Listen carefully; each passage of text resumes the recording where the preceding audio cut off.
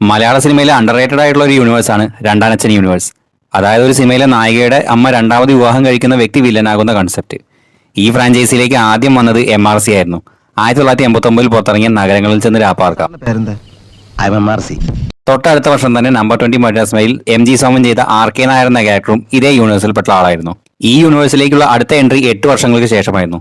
അതായത് അനുരാഗ് കൊട്ടാരം എന്ന സിനിമയിലെ ശിവജി ചെയ്ത വിൽസൺ എന്ന റോൾ.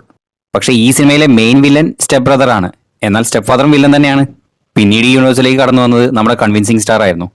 2004 പുറത്തിറങ്ങിയ മഞ്ഞു പോലൊരു പെൺകുട്ടി എന്ന സിനിമയിലെ മോഹൻ എന്ന കഥാപാത്രം. അത് കഴിഞ്ഞ് നമ്മുടെ ദേവ്ജി ഇതേ യൂണിവേഴ്സിലേക്ക് കയറി വന്നു.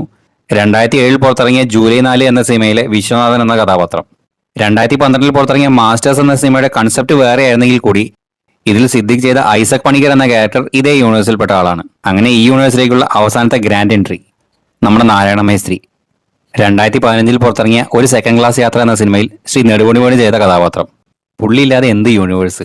ഇതേ യൂണിവേഴ്സിൽപ്പെട്ട വേറെ ക്യാരക്ടേഴ്സ് ഉണ്ടെങ്കിൽ താഴെ ഒന്ന് കമന്റ് ചെയ്യുക.